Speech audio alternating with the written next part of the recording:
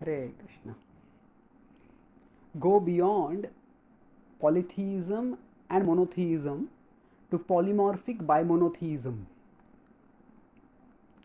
Uh, Sometimes the world's religions, the theistic religions of the world, are classified into two broad categories: polytheism and monotheism. And the monotheistic traditions, they have emerged from milieu where especially Europe was preceded by Greek and Roman polytheism. So they derived polytheism. How can there be more than one supreme? And when from the Western perspective, the Gita is studied and the Bhakti tradition is studied, they say that this is polytheistic, this smacks of polytheism. But actually, the Bhakti conception, the Bhakti understanding of God is much more sophisticated. There is actually multi-level monotheism. Multi-level means that actually there is one supreme, but there are intermediate beings also who are assistants to the supreme, and they are not transcendental. They are material. They are having higher powers than us, and they are not meant to be worshipped as competitors to the supreme. But beyond these devatas, there is one God, but that one God also manifests in many forms. So that's why it's polymorphic monotheism. Krishna, he is one supreme, but he manifests in many forms. So, Sambhavami yuge yuge, Krishna says that whenever there is danger, he manifests. And Krishna is not referring to his manifestation alone in the form of Krishna. He manifests as Ram, he manifests as Narasimha, he manifests in many forms like that. And beyond that, so this is not just so there is monotheism, but there is God. There's one God who manifests in different forms to reciprocate with people's desires. So, ye thamam prapadyante tam tathaiva bhajamyaham. The Bhagavatam states that yadyad dhyatu urugaya vibhavayanti tattad vapuh praniyase sadanugrahaya.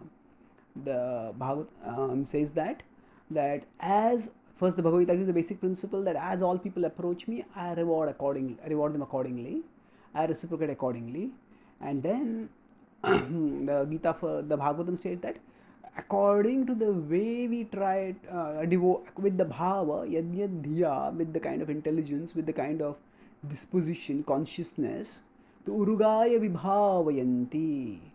So one tries to worship the Supreme Lord who is urugaya, who is glorified by many songs. Tattadvapuhu praniyase sadanugrahaya. Tattadvapuhu. Accordingly, a form is manifested. Sad anugrahaya.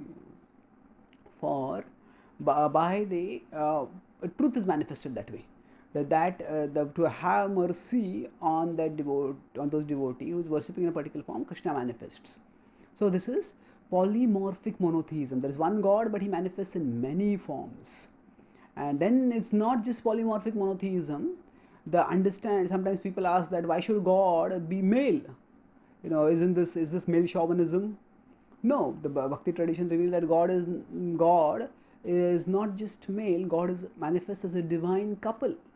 So we have Sita Ram, we have Lakshmi Narayan, we have Radha Krishna.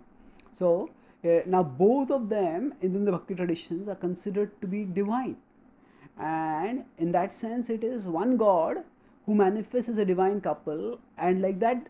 So that's not, this is monotheism, it is by monotheism. There's one God manifesting as a couple, and then there is so the Bhakti understanding of God is very deep.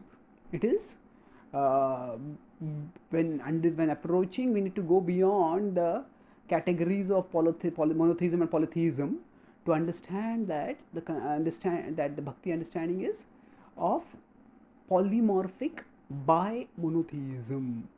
One God who manifests as a divine couple, and this divine couple manifests as many divine couples. And this complex multiple manifestation of God is also ultimately a manifestation of his love.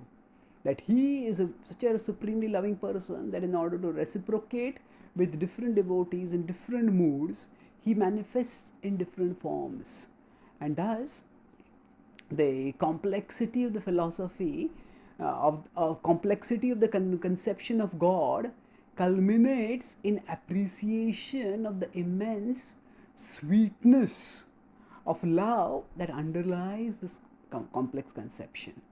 And by focusing on that love, we can nourish and intensify our own devotion, and gain deeper appreciation and affection and devotion and dedication to this all attractive being who manifests in so many ways to express his love to us. Thank you.